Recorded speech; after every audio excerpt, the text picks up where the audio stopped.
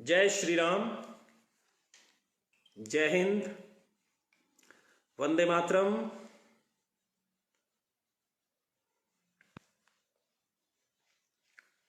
रिंकू शर्मा,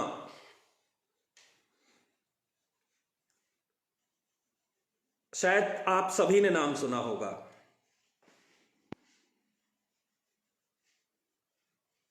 जुड़ जाएं एक बार, मैं शुरू करूं।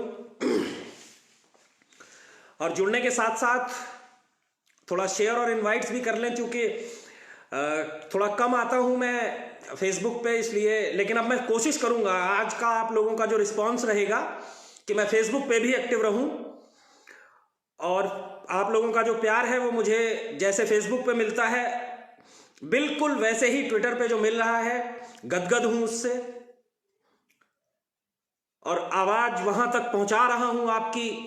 फिर चाहे वो रचित की रही हो या रिंकू की रहे या किसी भी भाई बहन की, जिसका मुझ तक पहुंचता है या जो मुझे पता चलती है, हर व्यक्ति की। अंकित त्यागी के लिए भी हमने प्रयास किया। सभी के लिए मेरा प्रयास रहता है कि आवाज उठाई जाए। लेकिन आज मैं आवाज उठाने नहीं आया हूं। आज मैं आपके पास आवाज उठाने नहीं आया हूं। आज मैं आपको कुछ बताने आया हूं। जो रिंकू शर्मा चला गया कल, ये जो कभी कमलेश तिवारी, कभी प्रशांत पंडित, कभी रचित जाट, कभी रिंकू शर्मा, कभी कोई, कभी कोई, कभी कोई पुजारी, तो कभी कोई मां, तो कभी कोई बाप, तो कभी कोई बहन, ये जो लगातार एक के बाद एक जिहाद के शिकार होते जा रहे हैं, इनमें कहीं कभी आपके पिता, आपकी माता या आपका भाई या आपकी बहन न शामिल हो जाए उस फोटो फ्रेम में, आज मैं उसके लिए आगाह करने आया हूं कि अगर आप नहीं चाहते कि आपके परिवार के सदस्य का भी ऐसे ही एक फोटो फ्रेम बने और उसके लिए लोग बाद में चीखें चिल्लाएं, कुछ राजनीति करें, तो इसके लिए बहुत जरूरी है, इसके लिए बहुत जरूरी है सठे साठ्यम समाचरित की नीति। जैसे को तैसा, दुष्ट के साथ दुष्टता का व्यवहार। क्या मिला रिंकू को, क्या मिला चंदन गुप्ता को? वो चंदन गुप्ता ही था। वो चंदन गुप्ता था जिसने उस गली के एक व्यक्ति को खून दिया था, और वो रिंकू था जिसने अपने ही हत्यारे की पत्नी को खून दिया था। क्या हुआ चंदन गुप्ता और रिंकू शर्मा का? जिनको खून दिया, एक में गोली मार दी, एक की पीठ में खंजर भोंक दिया। शिकायतें लोगों को कभी केजरीवाल से होती हैं, कभी मुलायम सिंह से होती हैं, कभी भाजपा से होती हैं, कभी कांग्रेस से होती हैं। शिकायतों का सिलसिला विचारधारा पे है, लेकिन तुम्हारी जान कोई नहीं बचाएगा। जान सिर्फ तुम्हारी जागरूकता से बचेगी। जान बचाने कोई नहीं आएगा। बहुत से लोग कहेंगे तुम तो भाषणबाजी कर रहे हो। तुम्हारा अब तक 6 बार राम नाम सत्य हो गया होता, जितना मैं बोलता हूं, अगर उसका 100वां हिस्सा भी बोल लिया होता हिंदुस्तान में किसी ने। ये सब अच्छे से जानते हैं, ये सब अच्छे से जानते हैं कि 10वां हिस्सा नहीं, 100वें हिस्से की बात कर रहा हूं। मार दिया उस रिंकू शर्मा को जिसने उस रिजवान की पत्नी को, गर्भवती थी जब, उसको खून दिया था। कुछ लोग मुझसे कहते थे कि ये खून देने में भी हिंदू मुस्लिम कैसा ऐसा। मैं नहीं भूला चंदन गुप्ता को। अभी तो मैं चंदन गुप्ता को भूला भी नहीं था कि रिंकू शर्मा आ गया। अरे इनका तो इतिहास है, इनका तो इतिहास है पीठ में छुरा घोंपने का। अरे हमने अपने इतिहास से सबक नहीं लिया। बन जाए, पसंद नहीं आया।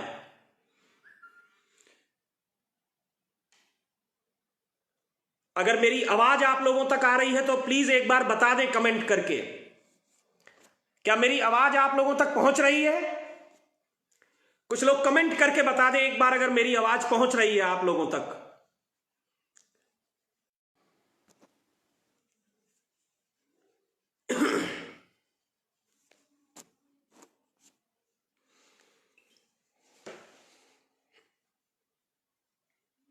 अभी तो मैंने बोलना भी शुरू नहीं किया था, शायद कुछ लोगों को मिर्च लगना शुरू हो गई।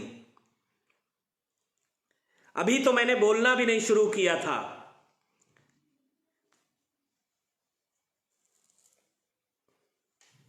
अगर मेरी आवाज आ रही है तो कोई कमेंट करके बता दे कोई भाई।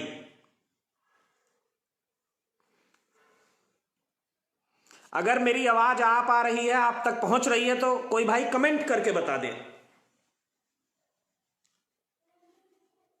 जिससे मुझे पता चले कि हां मेरी आवाज आप लोगों तक पहुंच रही है।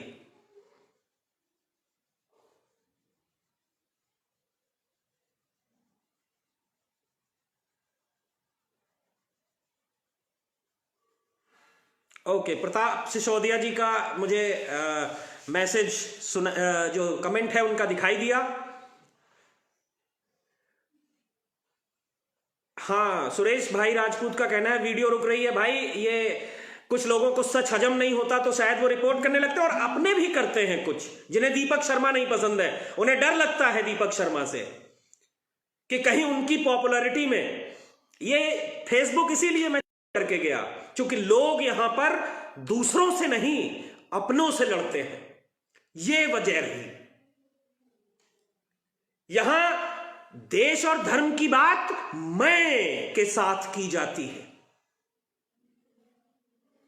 और जब तक ये मैं रहेगा तब तक कोई फायदा नहीं है। रिंकू, रचित, चंदन, कमलेश ये जाते रहेंगे और हम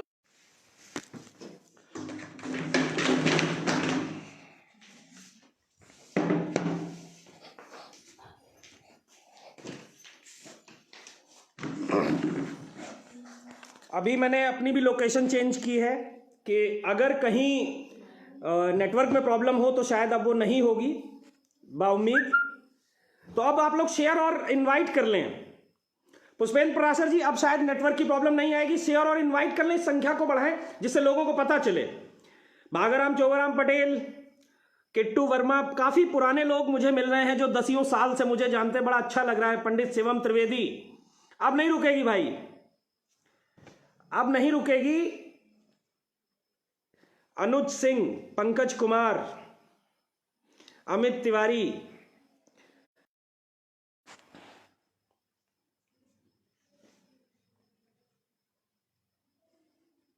जय श्री राम चौहान राजपूत, सोनू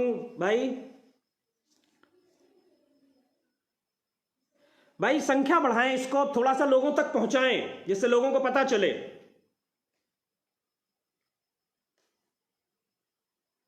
प्रशांत रावत, राजू बन्ना राजपूत,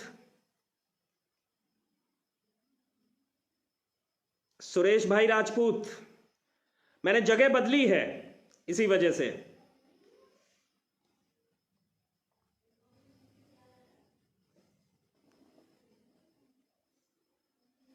तो इनवाइट और शेयर कर लें अगर अब आवाज आ रही है, और इस संख्या को बढ़ा दें, 500 तक तो पहुंचाएं। अभी 1-1.5 साल से मैं असलियत में फेसबुक पे हूं नहीं, तो मुझे 500 भी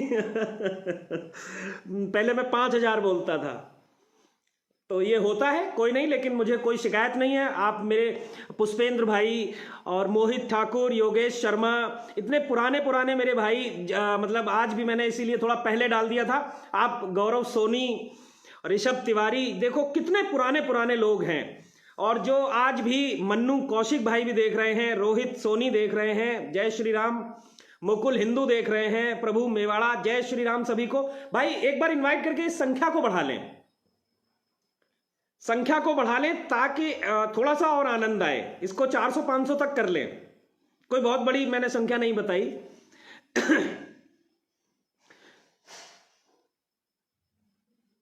जय हो प्रभु, जय हो, हर हर महादेव। तो मैं अपनी बात रख रहा था कि इतिहास तो बार बार हमें बताता रहता है। जब चंदन गुप्ता इतिहास बना, उसने क्या किया था? उसने खून दिया था समाज सेवा के नाम पर, एनजीओ के नाम पर, बड़ा हृदय करके। जवाब में क्या मिला? गोली। रिंकू शर्मा ने क्या किया? वो, उसकी पत्नी प्रेग्नेंट थी। अगर खून नहीं देता कोई हिंदू, क्योंकि इनके यहां तो आपस में खून देना ही हराम है, अगर कोई हिंदू खून नहीं देता तो उसका खून इस दुनिया में नहीं आता। लेकिन उसने क्या किया? उसने उस मां की कोख को उजाड़ दिया, जिस मां की कोख ने उसकी पत्नी की कोख को जिंदा रखा। यह है हकीकत। क्यों? क्योंकि वो राम भक्त था। ये राम मंदिर की जो दर्द है ना, राम मंदिर के बनने का, ये वो बाहर आ रहा है। अब तक श्री राम जन्मभूमि निधि समर्पण में लगे 6 कार्यकर्ताओं की हत्या हो चुकी है।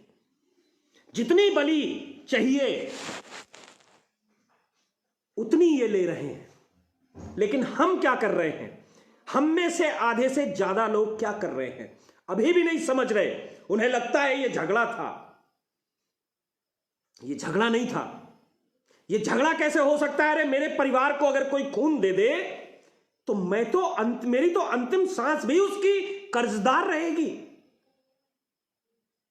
अगर मेरे बच्चे के लिए कोई खून दे दे तो मेरी तो अंतिम सांस भी कर्जदार रहेगी। लेकिन उन अल्लाह अकबर वालों के यहां ऐसा नहीं होता। तुम उन्हें खून दो, वो तुम्हें खंजर देंगे। उनकी यही नीति है। इतिहास उठाओ, 17 बार माफ किया और फिर भी पीठ पे खंजर खाया। वीर शिवाजी का से लेकर के राजपुताना इतिहास उठाओ, आधे से ज्यादा सम्राटों ने सिर्फ अपनी जान इसलिए गंवाई कि इस कौम को माफ किया।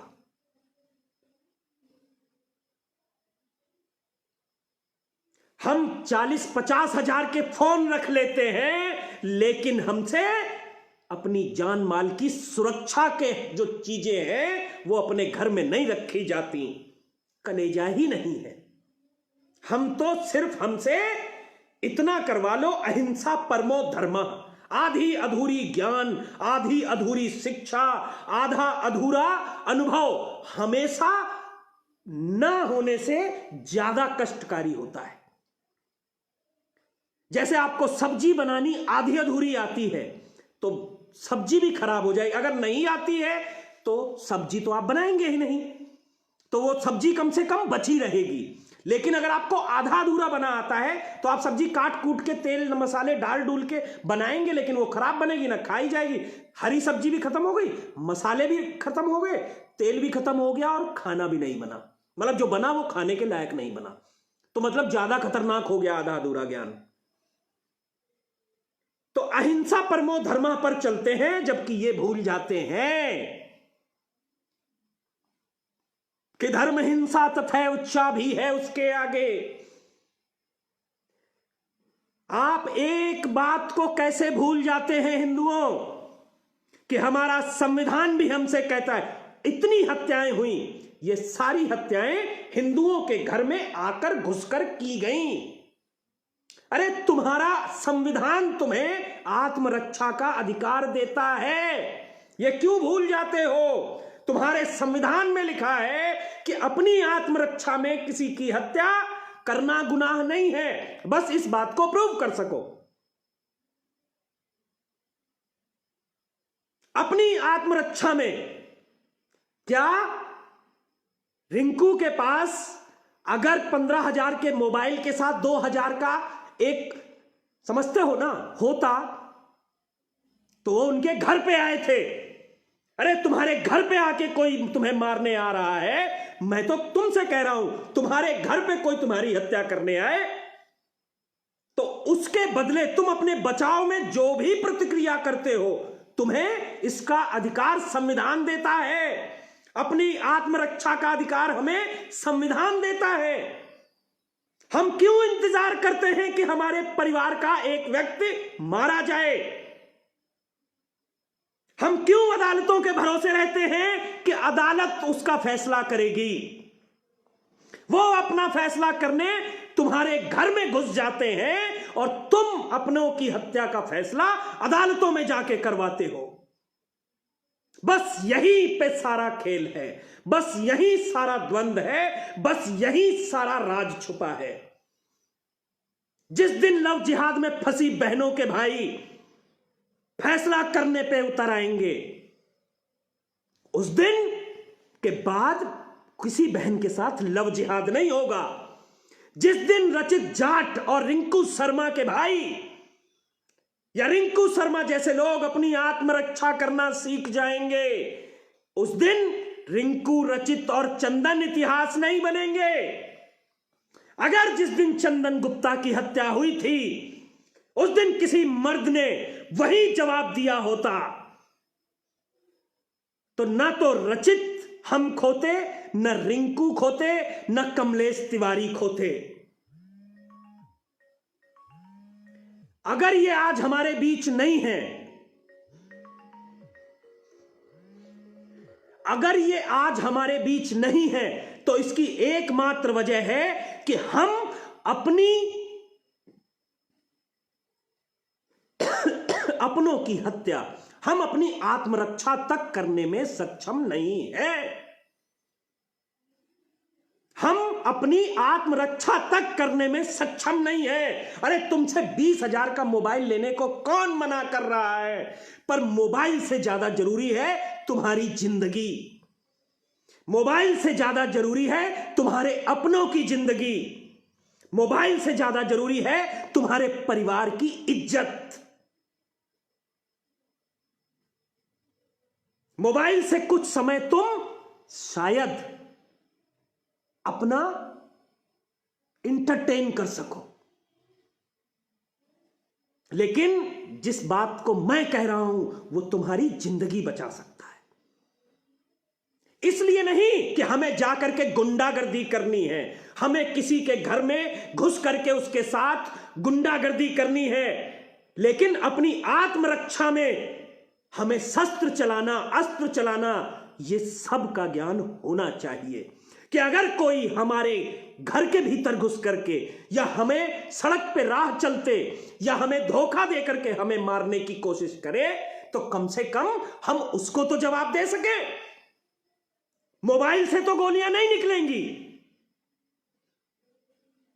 अगर कोई तुम्हारी बहन के साथ जिहाद करे तो कम से कम तुम उसके भाई को जिहाद का जवाब दे सको, जिससे उनमें डर बैठे कि अगर उसकी बहन को छेड़ा तो तुम्हारा भाई नहीं बचेगा। और यह डर होना जरूरी है। जब तक यह डर नहीं बैठेगा तब तक रचित, चंदन, रिंकू ये इतिहास बनते रहेंगे। आज कोई और है, कल कोई और होगा, इनके फोटो फ्रेम में टंगते रहेंगे।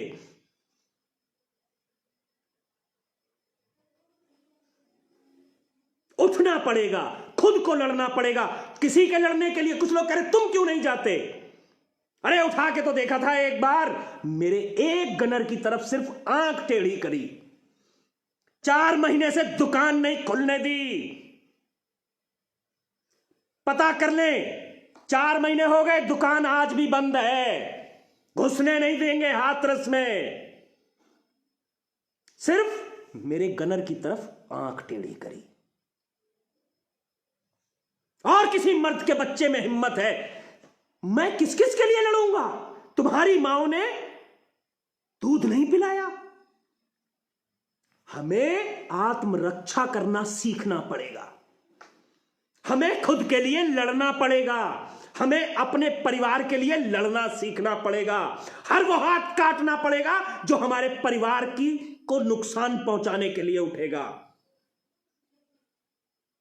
हर उस व्यक्ति को जवाब देना पड़ेगा, उसकी भाषा में देना पड़ेगा जो हमारे घर पे आकर हमारी हत्या करने की कोशिश करेगा।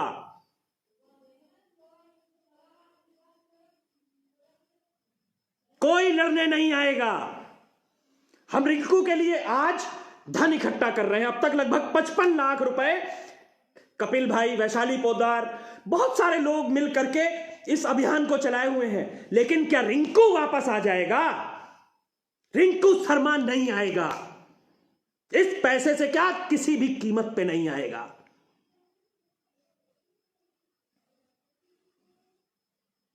और किसका नंबर आएगा ये कोई जानता नहीं है। आज रिंकू गया है, कल हम में से, तुम में से कोई जाएगा, अगर हमने इतिहास से सबक नहीं लिया। और जो नहीं लेगा वो इतिहास बन जाएगा। जवाब देना पड़ेगा इनको, इनकी भाषा में जवाब देना पड़ेगा। मैं बार बार एक बात कह रहा हूं कि हमें हमारी आत्मरक्षा का अधिकार संविधान देता है, कानून देता है। अगर कोई तुम्हारे घर में घुसकर तुम्हें मारने की चेष्टा करे, अगर कोई राह चलते तुम्हारी हत्या का प्रयास करे, तो अपनी आत्मरक्षा में आपने क्या किया, इसका अधिकार, सब कुछ करने का अधिकार। जरूरी नहीं कि मैं सब कुछ बोलूं।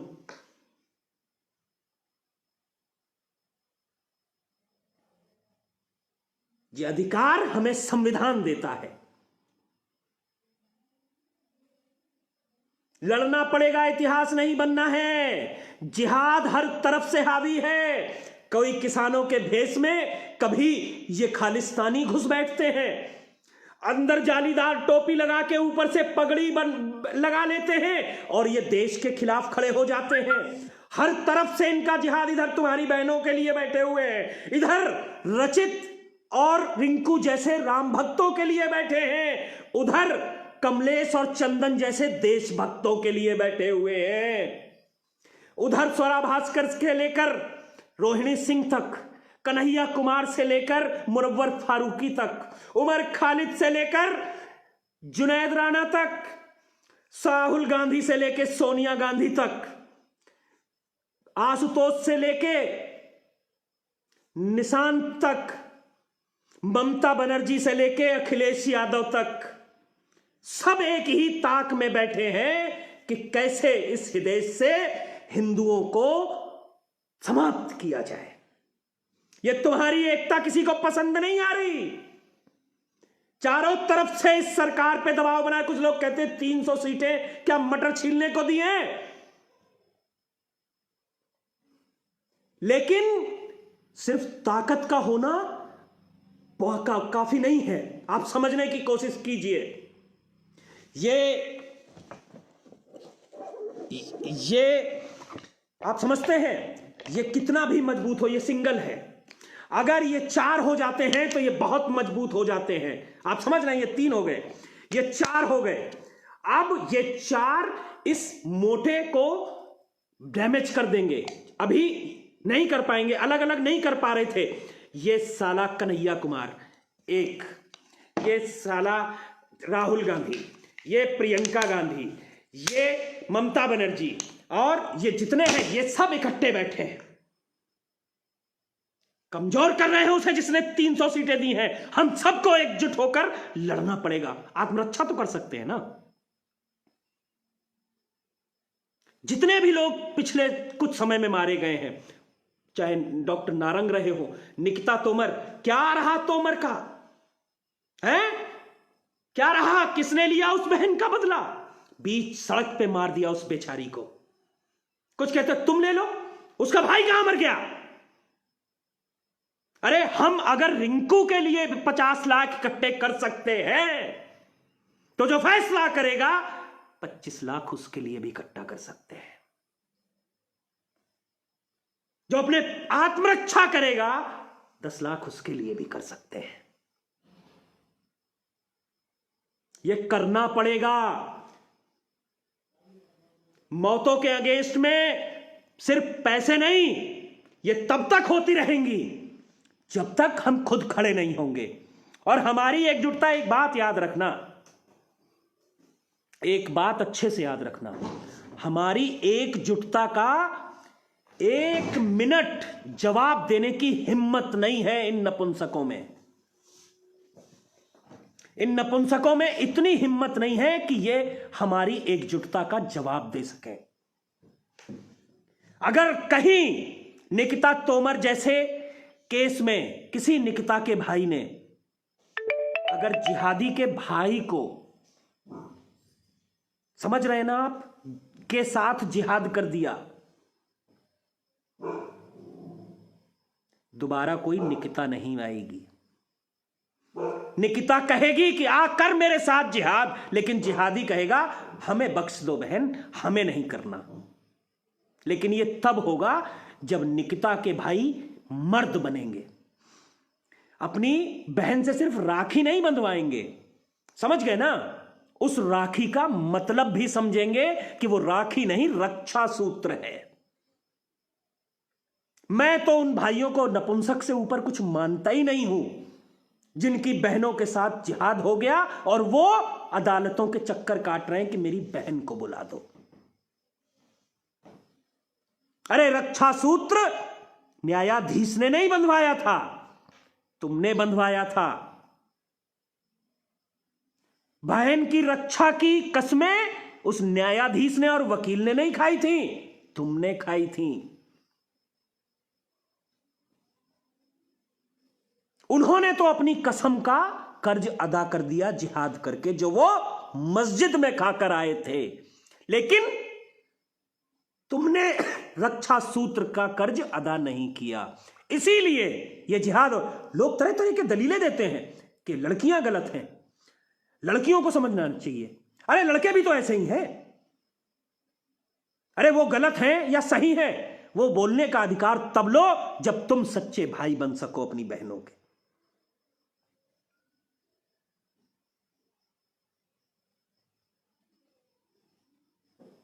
तब तक मरते रहोगे जब तक अपने हक की आवाज उठाना नहीं सीखोगे, तब तक मरते रहोगे, कटते रहोगे, जब तक दया के नाम पर किन्हें खून देते रहोगे। इतिहास उठाओ, इतिहास पढ़ो, देखो, समझो, सुनो और सबक लो। तुम्हें पता चलेगा कि यही नियत है और यही नियत रही है इनकी कि तुम उन्हें खून दोगे, वो तुम्हें खंजर घोंपेंगे। तुम इंसानियत दिखाओगे, वो इस्लामियत दिखाएंगे। ये नियत है, अभी भी वक्त है, सुधर जाओ। जिहाद का एकमात्र इलाज तुम्हारी जागरूकता है, तुम्हारी सजगता है। इनका जब तक तुम ये सोचते रहोगे ना कि वो फैसला करेगा, वहां फैसला होगा, थाना, पुलिस, कोर्ट, कानून, अपने भाइयों को, अपने परिवारीजनों को आप खोते रहेंगे। जय हिंद। बड़ा अच्छा लगा आप सभी से मिलके, इतना सब बताने आया था और फिर आता रहूंगा। मैं कोशिश रहेगी कि आप लोगों से जुड़ता रहूं बार बार। करण सर, चिंटू पंडित, राहुल शर्मा, काफी लोग जुड़े, 700-800 लोग अच्छा लगा। और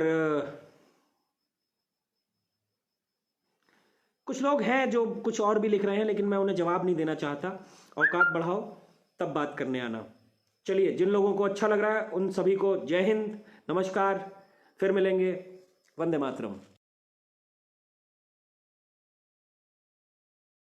इस वीडियो को लाइक करें, हमारे चैनल को सब्सक्राइब कर बेल आइकन जरूर प्रेस करें हमारी न्यू वीडियो सबसे पहले देखने।